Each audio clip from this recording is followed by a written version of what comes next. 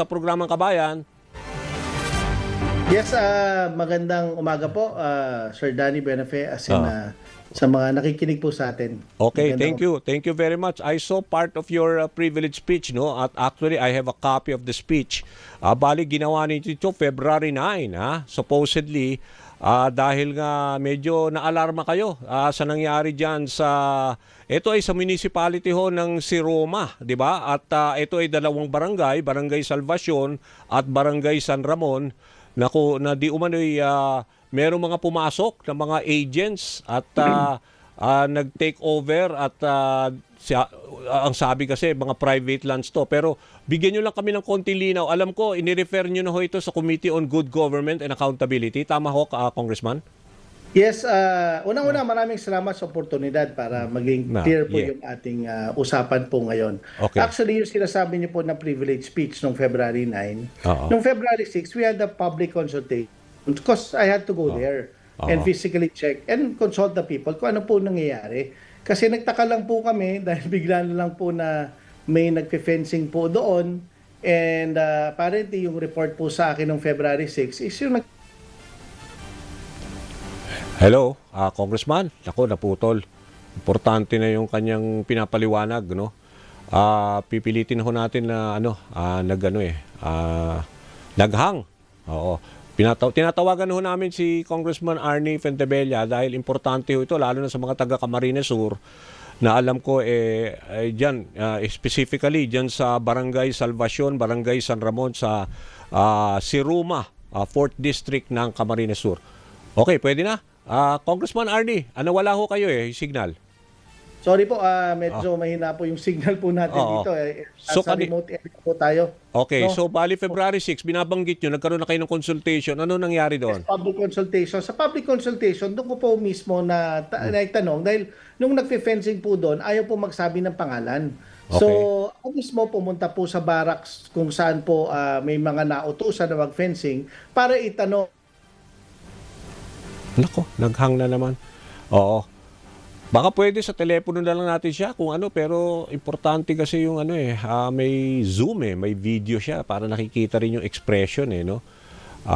Okay, tinatawagan ng huli natin no, nagkakaroon lang ng problema. Siguro nasa Camarines Sur si Congressman. Pero napanood ko rin ho yung bahagi ng speech at saka yung consultation, meron kaming kuha niyan As we talk to him, we will roll the video. At para ho in the spirit of fairness, mamaya makakausap naman natin si Governor El Rey Villafuerte kasi siya ho yung supposedly may-ari ng Wanderlust Land Development Corporation na sila yung grupo daw ng mga agents na nire-represent si Congressman Villafuerte. Pero okay, andyan na ho si Yes. Congressman. Mas malinaw na po ba? Malinaw pero wala na ho kayo sa video pero audio na lang para malinaw. Okay lang po dahil Malakas ho, nag-e-echo hinaan nyo lang ho yung natin, radio, Opo. So, para maging klaro lang po, noong February 6, ulitin ko lang po, nag-consultation po tayo doon. And inalam ko po mismo kung sino po yung nag-fencing. May nakausap po ako na tao na kung saan dinivulge yung kanyang pangalan. And doon ko po nakuha na may nakiklaim po na Wanderlust kasi yung po nagpapasweldo. Okay. So, nung February 6 po yon, kaya po nung February 9, nag-privilege speech na po tayo na kung saan humingi po tayo sa Kongreso ma-imbestiga itong pong nangyayari pong illegal fencing sa amin dahil sabi ko pong illegal fencing dahil wala pong fencing permit na isinagawa, wala pong proper consultation sa tao. And ngayon, nagtataka lang kami kung paano nagkaroon po ng titulo na 1,014.92 hectares malaki. claim ng Wanderlust Corporation. And then, hindi ko pa po alam kung sino po may-ari. So, nag-imbestiga po kami, humingi pa po kaming papel sa SEC. Doon ko po nalaman na ang Wanderlust pala ay pag-aari ng mga Villafuerte. So, doon lang po kasi tayo nagtataka, 1,014.92. And sa aming pong investigation, ang sinabi po sa amin, 458 hectares is may CLOA na kung saan kakabigay lang po noong June 2025. Ang mismo nga pong namigay ng CLOA, si then Governor Luigi Villaferte with Secretary Estrella dahil hindi po nakapunta si President BBM. Nagtataka kami, paano mo natituluhan na may CLOA? Na pagkita po namin, ngayon po, nakakuha na po tayo ng mga pertinent documents, 2023 pa pala, may titulo na. Pero noong 2025, namigay po ng lupa ang DAR, 458 hectares. Nagtaka rin po kami sa investigation po namin dahil almost 60 to 70% dito po sa bayan ng Siroma is timberland area. So, ibig sabihin po noon is pag-aari po ng state, ng gobyerno. Oo. So, nagtataka po kami, Public lands. po nakapasok, Oo. paano po nakapasok yung timberland area doon po sa titulo.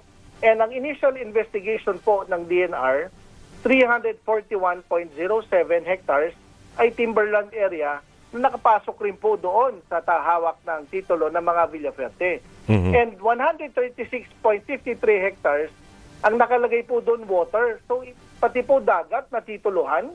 So doon po kami, kaya po kami nagtataka and gusto namin investigate sa proper venue, sa Kongreso.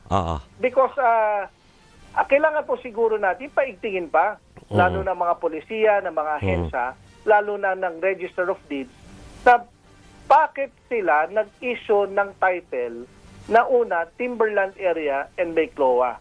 So kung itong total mo po ito, na yung may CLOA, 1,014 may hawak, hectares. 458 plus 341 plus yung dagat is 935.6. Okay. And nakakapagtaka rin yung pagbili po nila ng lupa, ang halaga lang po ng lupa is nasa 20,000 per hectare. So parang sinasabi mo 2 pesos per square meter, parang mas mahal pa po yung pagbili mo ng snowbird. Pero, Mas mahal pa yung snowbird kaysa po doon sa per square meter kasi snowbird ngayon parang 3-5 piso. So we have a lot of questions. But ang gusto ko lang po i-klaro po dito, lalo sa programa, this is not a political fight. Pinaglalaban ko lang po yung mga ordinaryo na mga mangingisda at mga magsasaka na matagal na pong naninirahan sa Barangay Salvacion and San Ramon, na pagising na lang po nila kasi yung iba po 1950s to na po nakatira. Pagising po nila, hindi na po sa kanila yung lupa. Okay. Kaya rin po nagtataka dahil timberland area, paano po natituluhan? Okay. Kaya lang, nagkaroon pong investigation mismo yung governor, si El Rey Villaferte, sa Kapitolyo. Okay. Sabi ko nga, hindi magandang venue yon dahil conflict of interest, dahil ikaw yung nagko-conduct ng investigation, tapos ikaw pa yung nagkiklaim po ng lupa. So yan po yung sitwasyon po namin dito. And kanina lang, galing lang po ako doon, may consultation po kami. Dahil nagdala na po kami ng mga pro bono na mga abogado. So ngayon po is a fight, hindi lang po laban ni Congressman Arnie Fentebella o ng mga taga Siroma, dahil may mga tumutulong na pong iba.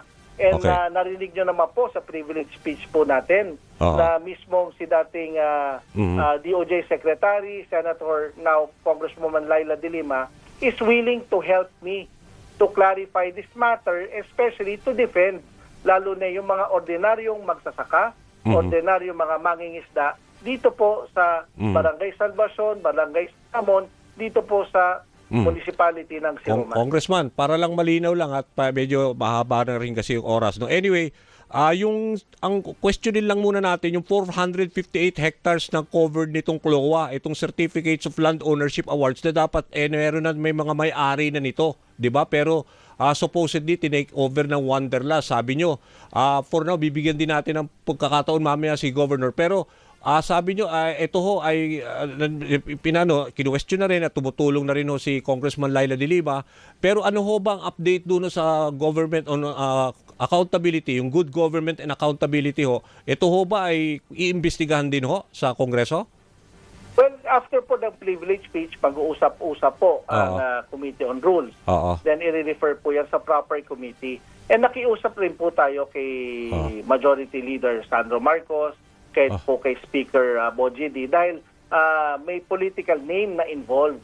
I've even promised them na wala pong politika ito, hindi po ito politika, dahil last term ko rin po ngayon and wala rin po akong balak tumakbong gobernador. Kaya bilang pong kinatawan ng aming distrito, ay kailangan ko pong ipaglaban naman yung karapatan ng mga ordinaryong magsasaka at mga mangingisda dito po sa aming distrito na sana wag naman pong agawin o nakawin yung lupa. Dahil hindi lang po yung 458 hectares ang question dito na may CLOA. Even timberland area. Yung 351 hectares. 341 hectares. 341. Timberland. 341. And saan ka po, sir, na nakakita? Pati po yung kadagatan. 136 hectares. 136 hectares. Nakasama po sa titulo. So talaga pong may titulo ng Wanderlust. Tama ba? Wanderlust. Yes, titulo ng Wanderlust. So nagtataka kayo paano napatituluhan ng isang private corporation na pag-aari ni Governor Villafuerte? Yung ba? Yes. Base po kasi sa SEC, sila po yung mga incorporators. Kaya doon lang po tayo nagbabase. Kaya gusto ko pong iklaro dito na hindi po to political fight.